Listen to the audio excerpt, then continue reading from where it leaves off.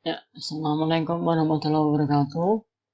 Jumpa lagi dengan saya, Pak Fauzi, dalam mata kuliah Islamologi.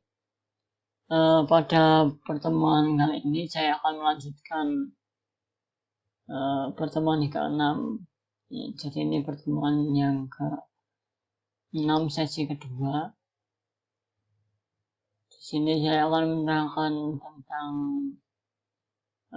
kekhalifan yang pertama, yaitu kekhalifan Abu Bakar. Di mana pada masa kekhalifahan Abu Bakar itu banyak-banyak perluasan yang dilakukan, yaitu gerak laju. Perluasan ini bukan dikarenakan untuk melakukan ekspansi, tapi pada tataran pembinaan diri. Ada 4 perluasan pada zaman Abu Bakar, yaitu pasukan yang dipimpin oleh Abu Ubaidah Ibnu Jasroh dikirim ke Himah. Abu Ubaidah sekaligus juga akan menjadi pemimpin tertinggi dari 4 pasukan itu. Kemudian pasukan yang dipimpin oleh Yazid Ibnu Abi Sufyan ditugaskan ke Damaskus. Kemudian pasukan dikepalai oleh Amr Ibnu As dikirim ke Palestina. Pasukan yang dikepalai oleh Surahbil Ibnu Hasanah dikirim ke lembah Yordania. Kemudian untuk akhir hayat Abu Bakar ini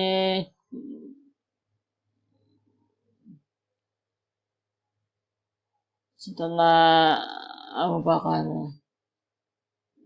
sering sakit-sakitan, maka dikehendaki calon penggantinya adalah calon terkuatnya, yaitu Umar Ibnu Khattab. Kemudian kaum muslimin mencalonkan Umar sebagai pengganti Abu Bakar. Jadi Abu Bakar sebelum wafat itu berpesan kepada kaum muslimin, pilihlah dari kelompok kita kaum muslimin yang bagus, di mana nanti akan menggantikan Abu Bakar sebagai khalifah atau khalifah yang kedua. Kemudian terdapat titik temu antara kelompok-kelompok muslimin atau kabilah-kabilah muslimin yang mencalonkan satu suara, yaitu Umar sebagai khalifah sepeninggalan Abu Bakar. Dengan piagam penetapan itu ditulis sendiri oleh Abu Bakar sebelum dia meninggal. Setelah memerintah 2 tahun 3 bulan 10 hari, Abu Bakar meninggal dunia pada tanggal 21 Jumadil Akhir tahun 13 Hijriah, bertepatan dengan 22 Agustus 634 Masehi. Pemerintahannya menjalankan sistem yang mampu memantapkan stabilitas dan dinamik bagi pemantapan Islam dalam negeri maupun sukses perluasan Islam keluar Jazirah Arab. Lanjut pada khalifah yang kedua, yaitu Khalifah Umar Ibnu Khattab, memerintah 13 Hijriah sampai 23 Hijriah atau 634 sampai 694 Masehi. Ini sekitar 10 tahun pemerintahannya sebagai khalifah. Jadi agak panjang. Kalau Abu Bakar tadi cuma 2 tahun. Riwayat ringkas Umar bin Khattab atau Umar Ibnu Khattab. Umar Ibnu Khattab adalah putra Hufail al-Quraisy dari suku Bani Adi yang terpandang suku mulia dan berkat tinggi sebelum Islam datang. Pada masa jahiliyah, Umar ini adalah seorang pedagang, juga menjadi seorang duta bagi kaumnya. Umar terpandang sebagai orang yang pemberani, berwatak keras, dan tidak mengenal gentar. Oleh sebab itu Muhammad pada saat awal penyiaran pernah berdoa kepada Allah, ya Allah, kuatkanlah Islam dengan salah satu seorang dari umat, yaitu Amr ibnu Hisham atau Umar ibnu Khattab. Jadi sebelum Umar bin Khattab ini masuk Islam, sebenarnya sudah didoakan oleh Rasulullah atau Nabi Muhammad atau Muhammad. Nah, doa Muhammad ini diijabah oleh Allah, sehingga di doa Nabi atau Muhammad itu, ya Allah, kuatkanlah Islam dengan salah satu seorang dari dua umat, yaitu Amr ibnu Hisham atau Umar ibnu Khattab. Kemudian materi selanjutnya pengangkatan Umar sebagai khalifah. Umar menggantikan Khalifah Abu Bakar melalui proses yang lancar tanpa adanya pertentangan ataupun peperangan. Hal ini memang sudah terjadi sebelumnya ketika Abu Bakar hampir wafat, maka Umar langsung dapat mengganti dan menduduki jabatan khalifahnya tanpa ada perselisihan dan pertentangan di antara kaum muslimin. Perlu diketahui kalau di Jazirah Arab itu sangat sensitif dalam hal pergantian kepemimpinan. Di Arab itu sendiri setiap pergantian kepemimpinan pasti dilalui dengan suksesi peperangan atau pertumpahan darah. Nah, ini pada zaman Abu Bakar ini sudah dafal pada tabiat orang-orang Jazirah Arab, maka setiap ketika dia mau wafat, kepemimpinan khalifah ini sudah disediakan penggantinya dan dipilih oleh Abu Bakar sendiri, sehingga tidak menimbulkan suatu situasi yang damai, dan tidak melalui peperangan. Pada masa Umar bin Khattab ini banyak daerah-daerah yang ditaklukkan, yaitu menaklukkan Persia, yaitu penaklukan ini didasarkan bukan karena untuk ekspansi, tapi Persia merupakan ancaman besar terhadap perkembangan kaum muslimin, karena kekaisaran Persia atau kerajaan Persia ini sendiri ini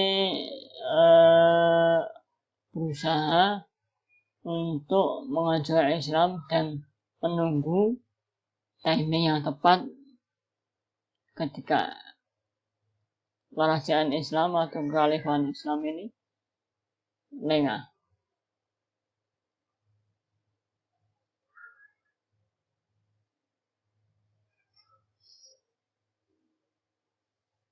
Setelah Umar menjadi khalifah, maka rintisan dari khalifah Abu Bakar ini diteruskan lagi. Umar mengirimkan tentara ke Persia berkekuatan 8.000 tentara di bawah pimpinan Panglima Sa'ad ibnu Abi Waqqas. Pada tahun 15 Hijriah terjadi pertemuan dengan tentara Persia yang berkekuatan 30.000 orang di bawah pimpinan Islam. Dalam peperangan tersebut, Persia kalah dan Islam terbunuh. Pertempuran Damaskus.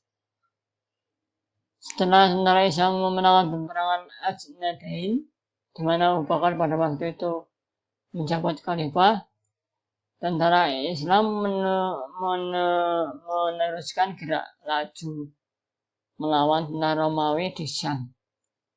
Tahap selanjutnya, tentara Islam mengepung kota Damaskus. Damaskus ini sekarang Suriah ya.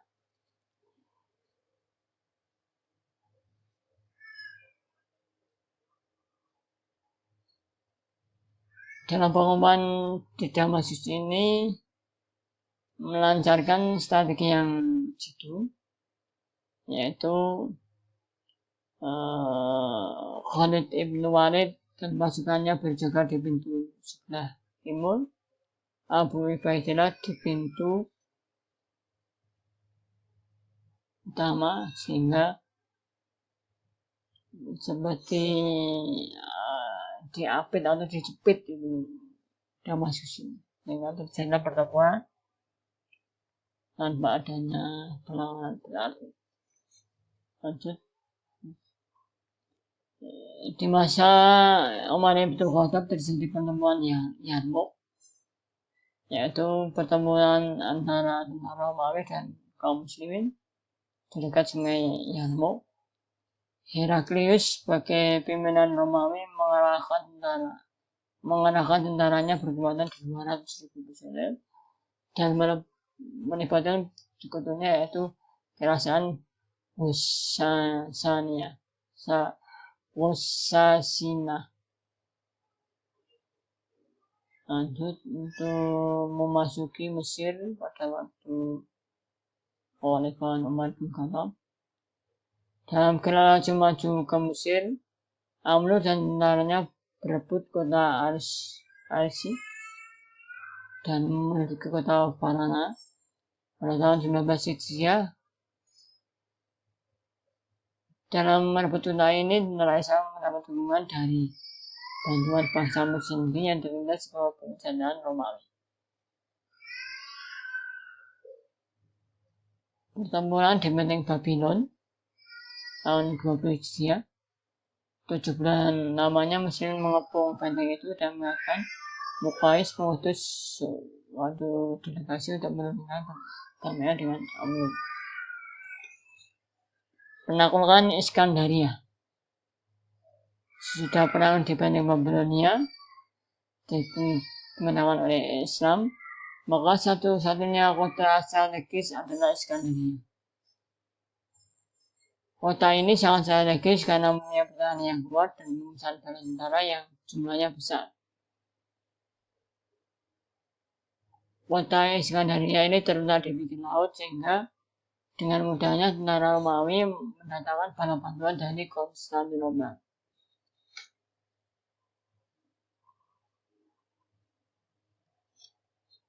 Lanjut, Umar ibn Khattab sebagai negarawan yang sukses. Mengikuti pelaksanaan pemerintahan Khalifah Umar ibn Khattab, siapapun setuju bahwa Umar ini sangat sukses dalam segi pemerintahan. Diindikasikan bahwa ketika masa Umar ini Islam itu sampai ke Syam, Syria, Persia, Mesir. Kemudian akhir riwayat Umar, di waktu Umar hendak memulai sembahyang, seorang Persia bernama Abu Lu'lu'ah berhasil menuju ke masjid, kemudian menikam Khalifah dengan sebuah golok beberapa kali. Seketika Umar mencekik dan akibat dari penusukan Abu Lu'lu'ah ini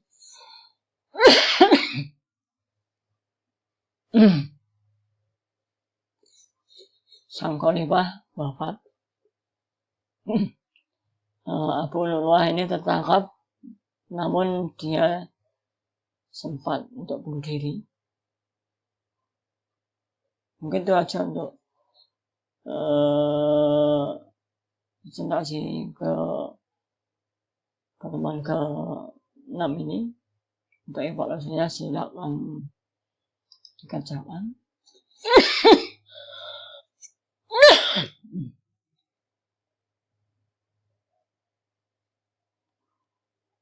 Wassalamualaikum warahmatullahi wabarakatuh.